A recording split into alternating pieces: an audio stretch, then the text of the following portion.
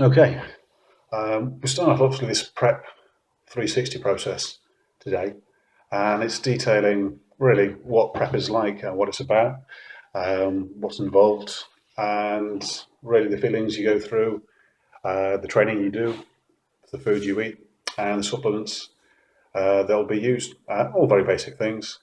So anyway, one of the first questions we got actually asked with regards to this today was digestion and IBS. Well, it seems to be a common problem that a lot of people have.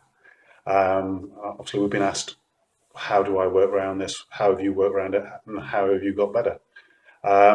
One of the main things actually is the foods that we use now. Um, we are, we are obviously now based in Romania, and the foods that we're buying tend to be organic food.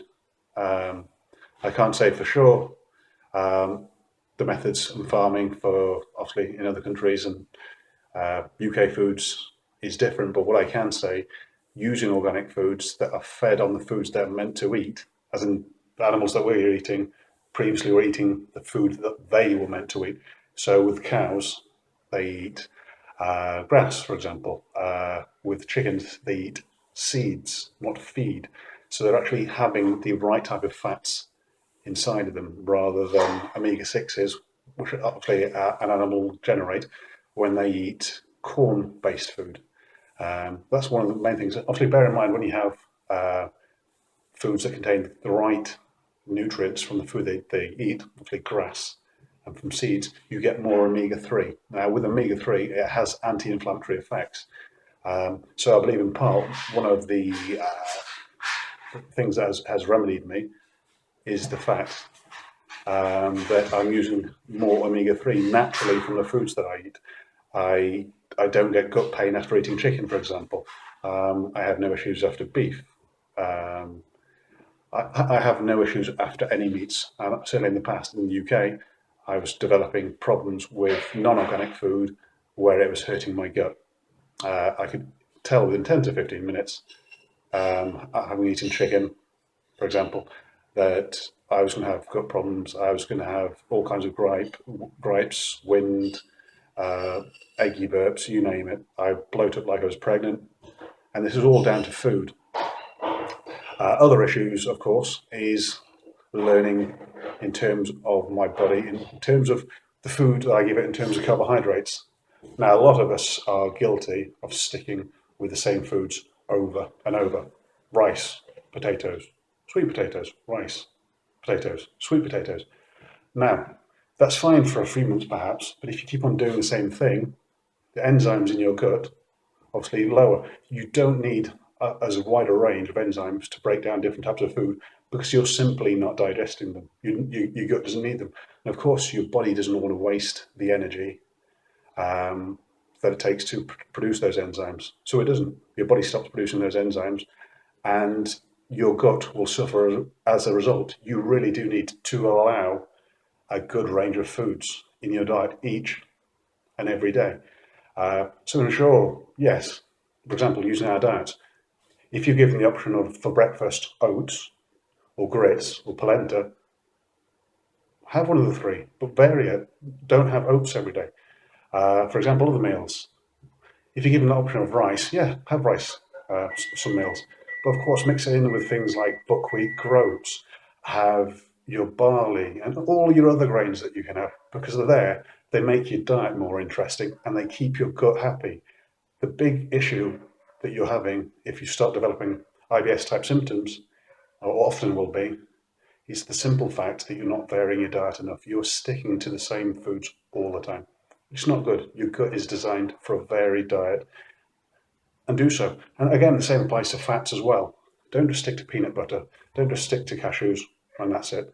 Have peanut butter, have cashews, have almonds, have walnuts. For example, walnuts are less difficult for your gut in terms of the digestive effects. They're not as inflammatory as other nuts, for example. So mix your fats up.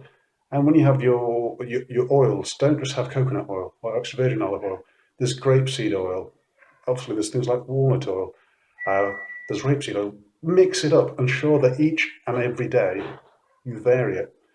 And so one of the main things I would say to avoid IBS and IBS type symptoms is to ensure you're always having a varied diet. It's very, very important. And the other aspect, of course, in Romania, you can self-prescribe medications for IBS.